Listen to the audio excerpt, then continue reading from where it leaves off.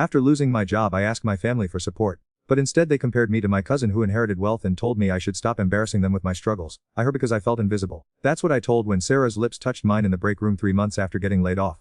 My fiancée Emma was working double shifts to keep us afloat, and I was spiraling into this pathetic version of that I didn't recognize. The layoff hit like a sledgehammer. 22 years at the same marketing firm, and they my department in half on a Tuesday morning. Budget restructuring they called it. I called it my imploding. Emma held me that night while I cried into her shoulder, promising everything would be okay. But everything wasn't okay. The job market was brutal. Every interview felt like begging. Every rejection email chipped away at what little self-worth I had left. Emma never complained, but I could see the stress lines forming around her eyes. She'd come home exhausted from pulling doubles at the hospital, and I'd be sitting in the same pajamas I'd worn for 3 days, laptop burning my thighs as I scrolled through job boards. The worst part was family gatherings. My cousin Jake inherited his grandfather's construction company at 25 and never let anyone forget it. 3 houses, 2 boats, Instagram full of vacation photos. Every Sunday dinner became a performance where my parents would gush about Jake's latest business expansion while avoiding eye contact with me. Jake just bought another rental property, my mom announced over roast one evening. Such a smart investor. Maybe should ask him for advice, honey. The way she said it, like I was a charity case. Like my decade-plus career meant nothing because I couldn't bounce back from one layoff. My dad was worse. When I was age, men did sit around feeling sorry for themselves. He'd mutter, "We found work, any work, to provide for our families." As if I wasn't trying. As if I wasn't sending out 50 applications a week, going to networking events, swallowing my pride at every turn. Emma defended me, bless her. He's being selective about the right opportunity, she'd say. But I could hear the doubt creeping in. The way she'd pause before answering when people asked how I was doing.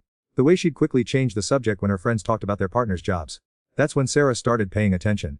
New hire at Emma's hospital, fresh out of nursing school, all bright smiles and energy. She'd comment on my LinkedIn post about job searching. Supportive stuff at first. Don't give, and, their loss. The kind of validation I wasn't getting anywhere else. It escalated gradually. DMs turned into long conversations about how unfair the job market was. How employers didn't value loyalty anymore. How I deserved better. She'd send articles about successful people who'd been unemployed for months before their big break. It felt good to have someone believe in me when I'd stopped believing in. The physical attraction was undeniable. Sarah was everything Emma wasn't in that moment. Where Emma looked tired and worried, Sarah was fresh and optimistic. Where Emma talked about bills and budgets, Sarah talked about dreams and possibilities. Where Emma saw my unemployment as a problem to solve, Sarah saw it as proof that I was too good for my previous job. I started meeting her for coffee. Networking, I told Emma. She knows people in the industry. Which wasn't entirely a lie. Sarah did know people. She just wasn't introducing me to them. Instead, we'd sit in corner booths talking about everything except job leads. How unhappy I was. How unappreciated I felt. How my family treated me like a disappointment. Or not a disappointment, Sarah would say, leaning forward with those blue eyes. Or just going through a rough patch. Emma's lucky to have someone so dedicated looking for the right fit instead of just taking anything. She made it sound noble. Like my 5 months of unemployment was some kind of principled stand. The day it happened, I'd just gotten another rejection email. A position I'd been perfect for went to an internal candidate they'd probably already chosen. I was sitting in my car outside a Starbucks, staring at my phone when Sarah texted asking if I wanted to grab lunch. She found me in the parking lot, saw the defeat on my face and just hugged me. A long warm hug that I desperately needed. "We're gonna be okay," she whispered into my ear. "We're worth so much more than they see." That's when I should have pulled away, should have gone home to Emma. Should have been honest about how I was struggling. Instead, I let Sarah drive us to her apartment. To talk somewhere private. Instead, I let her make me feel seen and wanted and valuable. Instead, I heard back when she leaned in on her couch. "Emma doesn't have to know," she said afterward as I sat there in shock at what I'd just done. "This doesn't change anything with her. Just needed someone to remind how amazing are." But it did change everything. That kiss was the first in the dam. The first moment I chose my ego over my integrity. The first time I decided that feeling good was more important than being good. I drove home to Emma making dinner, humming while she stirred pasta sauce. She my cheek and asked about my day. I lied. Said I'd had a productive networking lunch. Said I felt optimistic about some leads. Said everything except the truth that I'd just blown our entire relationship for 5 minutes of feeling important. That night, lying next to Emma as she slept, I told it was a mistake. A time lapse in judgment brought on by stress and depression and months of feeling. I'd never see Sarah outside of work functions. I'd redouble my job search efforts. I'd be the man Emma deserved. But Sarah kept texting, kept asking how I was doing, kept making me feel like someone gave about me beyond my employment status. And I kept responding, kept meeting her for coffee, kept letting her touch my arm when she laughed at my jokes. 3 weeks later I was back in her apartment. This time we didn't stop at kissing. The affair became my full-time job. While Emma pulled 12-hour shifts saving lives, I was scheduling secret meetings with Sarah like they were interviews. Coffee dates, lunch, networking, afternoon visits to her place when her roommate was at work. I had a whole elaborate system of lies. A LinkedIn profile tracking imaginary applications. A notebook full of company names I'd supposedly contacted. Interview clothes I'd change into just to sell the deception. Sarah made me feel like the man I used to be. Successful, confident, worthy of attention and desire. She'd text me good morning before Emma's alarm went off. She'd send photos of herself at work with captions like missing button. She'd listen to me complain about my family, my unemployment, my feelings of inadequacy, and somehow make it all seem temporary and fixable. "We're gonna bounce back from this stronger," she'd whisper while we lay tangled in her sheets on Tuesday afternoons. Some people are meant for bigger things, just haven't found calling yet. It was intoxicating, like that made me forget how I'd spent the morning dodging calls from credit card companies. It was desperate and intense. All the frustration and anger and helplessness I channeled into something that felt like power. Sarah responded to me in ways Emma hadn't in months. Not Emma's fault. Hard to feel when her working 16-hour days to keep the lights on. But Sarah was all breathless moans and scratching nails and telling me how incredible I was. I started lying about everything. Told Emma I had interviews when I was with Sarah. Told Sarah that Emma was cold and distant. Told my family I was close to getting offers. Told I deserved this happiness after months of misery. The lies multiplied like cancer cells, each one requiring 3 more lies to support it. Emma was working herself to 4S. Picking extra shifts, covering for other nurses, taking on weekend overtime. She'd come home exhausted and still manage to make dinner. Still ask about my day. Still curl next to me and say things like, "I know this is temporary, baby. We're going to get through this together." Meanwhile, I was planning my next rendezvous with Sarah, checking my phone obsessively for her messages, showering immediately when I got home to wash off her perfume, buying Emma flowers with money we couldn't spare to assuage my guilt. The family pressure got worse. My parents started making pointed comments about Emma carrying the load. My cousin Jake offered me a job doing manual labor for his construction company. Minimum wage, back-breaking work, but honest money. My pride made me turn it down. "I'm not built for construction," I told Emma that night. "I have skills. I shouldn't have to start over from the bottom." She just nodded, but I saw something behind her eyes, some faith in me she'd been holding on to, maybe temporarily, she suggested gently. "Just until something better comes along." I got angry, actually angry at the woman working herself into the ground to support my unemployed. Think I should waste my talents digging ditches. Think that's what I'm worth now. Emma didn't back. She just went to bed early, and I heard her crying through the bathroom door. Instead of comforting her, I texted Sarah, told her how misunderstood I felt. Emma didn't believe in me anymore. How I needed someone who saw my potential. Sarah immediately called. "Come over," she said. "Shouldn't have to deal with that negativity. Need someone who supports dreams." I went. At 11 p.m., while Emma cried herself to sleep, I drove across town to another woman. I told it was Emma's fault for not being supportive, for suggesting I take a job beneath my education level, for making me feel small. But Sarah made me feel big, important. She'd cook dinner for me while I told her about my day. She'd massage my shoulders while I complained about rejection emails. She'd tell me stories about difficult doctors at the hospital and ask for my advice like my opinion mattered. She treated our relationship like I was doing her a favor by being there. The contrast was intoxicating. Home meant bills and worry and Emma's tired sighs. Sarah's apartment meant laughter and someone who thought I was fascinating. Home meant facing my failures. Sarah meant forgetting they existed for a few hours. I started staying later and later at Sarah's place. Coming home after Emma was asleep, making breakfast before she woke, playing the devoted fiancé bringing her coffee in bed. She'd smile sleepily and thank me, never suspecting I'd spent the evening inside another woman. The job search became an afterthought. I'd send out a few applications in the morning, enough to maintain the chariot, then spend the rest of the day texting Sarah or researching weekend getaway spots we could visit. I told I deserved a break from the constant rejection, that a man needed to feel desired and appreciated to function properly. Sarah started talking about the future, how we could be together once I figured things out, with Emma. How she'd support my dreams in ways Emma couldn't. How we were meant to find each other during this difficult time. She made it sound romantic instead of sordid. Like fate instead of betrayal. Emma's holding back, she'd say while tracing circles on my chest. She doesn't see who really are, she just sees someone to fix, someone to support financially. But are not a project, or a partner. I started believing that Emma's attempts to encourage my job search were actually signs she didn't believe in me. That her working extra shifts was manipulation, making me feel guilty instead of grateful. That her exhaustion was judgment of my situation instead of the natural result of carrying our entire household. The self-deception was masterful. I turned Emma's love into evidence of her failure as a partner, her sacrifice into emotional manipulation, her patience into condescension. Meanwhile, Sarah's willingness to a man she knew was engaged became proof of her deeper understanding of my worth. 6 months into the affair, Emma started asking questions. Why was I always out during the day but had nothing to show for it? Why did I seem distracted during dinner? Why was I showering as soon as I got home? I'm networking more, I explained. Meeting people for coffee, attending professional events. It's part of the process, have to put out there. She wanted to come with me to the next networking event. Said she'd love to meet the people who were helping me find opportunities. I panicked, made excuses about it being industry specific, how spouses would be a distraction from serious professional conversations. Emma's face fell. "I just want to support," she said quietly. "I feel like I don't know what doing all day anymore. Like we're living separate lives." That night she tried to initiate for the first time in weeks. I couldn't perform. My body knew what my mind refused to acknowledge. I was betraying the woman I'd promised to marry. I was destroying the relationship that had sustained me through everything else. But instead of confessing, I made excuses about stress and depression affecting my libido. Let Emma blame herself for not being understanding enough. Let her think she was failing as a partner because I couldn't get hard for her while I was someone else 3 times a week. "Maybe we should see a counselor," she suggested. "About the intimacy issues and the job stress. I think it might help us communicate better." I agreed, knowing I'd never go. Knowing that a counselor would see right through my lies. Knowing that admitting we had problems would mean admitting I was the problem. Instead, I doubled down on the affair. Started taking Sarah on day trips to neighboring cities. Tastings and hiking trails and romantic dinners, all while Emma worked overtime to keep us afloat. I was living a double funded by my fiancé's sacrifice. The guilt was eating me alive, but the addiction was stronger.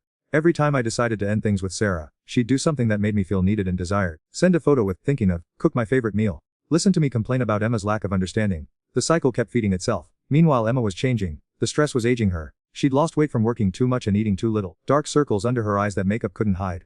Her laughter became rare, forced. She'd sit at the kitchen table with bills spread out, calculator in hand, trying to make numbers work that would never work. I should have seen it. Should have recognized I was watching the woman I loved disappear under the weight of supporting someone who was betraying her every day. Instead, I used her unhappiness as justification for my affair. Told she was too focused on money to pay attention to my emotional needs, that Sarah appreciated me in ways Emma couldn't anymore.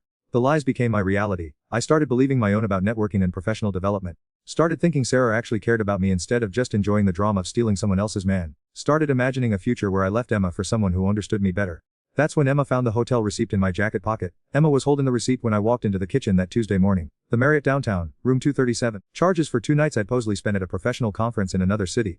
Her face was completely blank, which somehow scared me more than if she'd been screaming. Want to explain this? Her voice was eerily calm. The kind of calm that comes before hurricanes. I went into full panic mode, started spinning a story about how the conference hotel was overbooked, how they'd moved some attendees to a local hotel, how it was all very last minute and confusing. The lies poured out of me like water through a broken dam. Emma just stood there, receipt in one hand, phone in the other. I called the conference organizers, she said quietly. Weren't registered, they've never heard of. The bottom fell out of my world. 6 months of careful lies crumbling in 30 seconds. I opened my mouth to say something, anything, but Emma held her hand. Don't, just don't. She set the receipt on the counter like it was evidence in a crime scene. How long? I could have lied again. Could have minimized it, made it sound like a recent mistake, a moment of weakness. Instead, the truth came out in a whisper. 6 months. Emma's knees buckled slightly. She grabbed the counter for support, and I watched 20 years of trust in her eyes. The way she looked at me changed completely, like I was a stranger who'd broken into her house and stolen everything she valued, while I was working doubles to keep us afloat. Not a question. A statement of fact. Emma, I can explain. While I was covering share of rent and bills and groceries. Her voice was getting stronger, angrier. While I was telling my friends and family that we're working hard to find the right opportunity, I started crying, desperate tears. Didn't mean anything. It was just, I was so depressed about the job situation. I felt like such a failure. She made me feel. Emma's voice cracked. Someone I know. I couldn't look at her. Sarah. From work. The sound Emma made wasn't quite a scream, wasn't quite a sob. It was the sound of a heart breaking in real time. She doubled over like I'd physically punched her in the stomach. Sarah Martinez, from the ICU. When I nodded, she laughed. A horrible, bitter laugh. I trained her. I brought her cookies on her first day. I talked about to her, about how worried I was, how hard we're trying to find work. The room was spinning. Emma was pacing now, hands in her hair, talking to herself more than to me. 6 months. 6 months she's been looking me in the eye, asking how we're doing, offering to help with anything might need. 6 months I've been to support while we're. She couldn't finish the sentence. Couldn't say the words out loud. The silence stretched between us like a chasm. I'm so sorry, Em. It was the biggest mistake of mine. I was just so lost and depressed and. Don't dare blame depression for this. Her voice was ice cold now. Don't dare make this about mental health. Plenty of depressed people don't cheat on their partners. Plenty of unemployed people betray the person working themselves to for them. She was right. I'd been using my job loss as an excuse for everything. For my laziness, my self-pity, my weakness. For choosing to another woman instead of dealing with my problems like an, get out. Emma's voice was steady now. Resolved. Pack whatever can carry and get out. Now. Emma, please, we can work through this. Couples therapy, whatever it takes. We. She laughed that bitter laugh again. There is no we. There hasn't been a we for 6 months. There's just been me, working my off for a man who has lied to my face every single day. I tried to touch her arm. She away like I'd burned her. Don't touch me. Don't ever touch me again. I don't know her anymore. That's when it hit me. The full weight of what I'd done. Not just the cheating, but the systematic destruction of the most important relationship in my. The daily lies, the manipulation. The way I'd let Emma blame herself for our problems while I was creating new ones every afternoon in Sarah's bed. The ring. Emma pulled off her engagement ring and set it on the counter next to the hotel receipt. I can't wear this anymore. I can't look at it without feeling sick. I stared at the ring. The one I'd saved for months to buy. The one I'd put on her finger while promising to love and cherish her forever. Now it sat there like a piece of trash as my word. I need to call work. Emma said, her voice breaking. I need to request a transfer to a different unit. I can't work with her anymore. I can't see her face every day knowing what 2 did behind my back. The implications started hitting me. Emma loved her job in the ICU. She'd worked for years to get that position. Now she'd have to give it because of my selfishness. Another thing I destroyed. Don't call my family. Emma said as I stood there uselessly. Don't call our friends. I'll tell them what happened when I'm ready. And don't dare show at my work trying to explain. I packed 1 suitcase in a daze. In clothes and toiletries while Emma sat at the kitchen table, staring at nothing. The apartment we'd shared for 3 years suddenly felt like a museum of our dead relationship. Photos of us laughing, vacation souvenirs, furniture we'd picked out together. All of it meaningless now. At the door I turned back. Emma, I love. I know I beyond belief, but I do love. That was never. She didn't look. If this is what love looks like, I don't want it. I went to my parents' house. Had to tell them why I needed a place to stay. Watched disappointment replace worry on their faces as I confessed to cheating on Emma while she supported us. My mother cried. My father called me a fool and a coward. That girl worked herself to the fore, Mom said through tears. And this is how repay her. What's wrong with? I didn't have an answer. Still don't. The news spread fast. Emma told her best friend, who told her husband, who told his brother, who told everyone else. Within a week, I was the guy who cheated on his fiancée with her coworker while unemployed. The guy who betrayed the woman supporting him financially. The guy who away a decade-long relationship for 6 months of feeling important. Sarah tried to contact me after Emma confronted her at work. Left messages about how we could still be together, how this was our chance to start fresh. I realized she'd never understood what we were doing. To her, it was a romance novel. To me, it had been an addiction that cost me everything. I blocked her number. Too little too late, but I blocked it. Job interviews became impossible. Word had gotten around our professional network. Emma and I knew a lot of the same people. The story of my unemployment, my betrayal, my complete moral failure preceded me into every room. Who wants to hire a man who'd be trusted with the most basic commitment? Friends stopped calling. Mutual couple friends chose Emma, obviously. My own friends didn't know what to say to someone who'd sabotaged theirs so completely. Invitations dried. Group texts went quiet. I became persona non grata in my own social circle. Emma's family blocked me on everything. Her sister sent one message. I hope it was worth destroying the best thing that ever happened to Pooh. It wasn't. Of course it wasn't. Nothing could have been worth this. I finally got a job 3 months later. Part-time retail at a clothing store in a mall 40 minutes away. Minimum wage, no benefits. Working for managers younger than me who'd heard about my situation through the gossip network. The job my cousin Jank had offered looked like a fortune compared to folding sweaters for $12 an hour. Evenings were the worst. No Emma to come home to. No one to share dinner with or talk about our days. No one to curl with on the couch watching Netflix. Just silence and the echoes of what I'd destroyed. I'd lie in my childhood bedroom at my parents' house, listening to them whisper about what a disappointment I'd become. The depression got worse. Real depression this time, not the self-pity I'd wallowed in during unemployment. The kind that makes getting out of bed feel impossible. But I couldn't use it as an excuse anymore. I'd lost that privilege when I blamed my previous depression for cheating.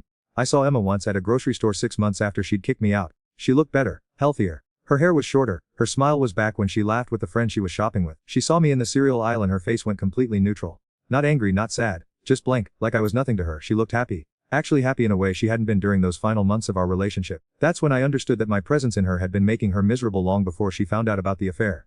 That my unemployment depression, my self-pity, my constant need for validation had been draining her for months. Sarah tried to rekindle things after her attempt at a relationship with me failed. Sent messages about how we'd been good together, how we'd understood each other. I didn't respond. I finally saw what she was, someone who got off on drama and being desired by unavailable men. Someone who'd helped me destroy my and then expected me to be grateful for it. A year later I'm still living with my parents. Still working retail. Still single, because who wants to date a man who cheated on his fiancée with her coworker while she supported him? My reputation precedes me everywhere. The cheater, the user, the man who away true love for meaningless. Emma got engaged 8 months ago. I heard through mutual friends who probably shouldn't have told me but wanted to twist a doctor from another hospital. Someone who treats her the way I should have. Someone who would never dream of betraying her trust while she sacrificed everything for him. I could have been him. I was him once. Before I decided that feeling good was more important than being good. Before I chose my ego over my integrity. Before I convinced that I deserved something I wasn't willing to earn. The worst part isn't the loneliness or the shame or the financial struggle. It's knowing that Emma is better off without me. That the woman I claimed to love is happier now that I'm gone. That my presence in her was making her miserable and I was too selfish to see it. I tell people I learned my lesson, that I'd never cheat again. But the truth is, I don't know if I've learned anything except that actions have consequences. I don't know if I'm a better person or just a more careful coward. I don't know if I changed or just ran out of opportunities to prove how selfish I can be. What I do know is this: when you're drowning, don't save by pulling someone else under the water. Just create 2 drowning people instead of 1. And sometimes, the person pulled down doesn't make it back to the surface. I destroyed the only person who loved me enough to work herself to keeping us both afloat, and the water is still closing over my head.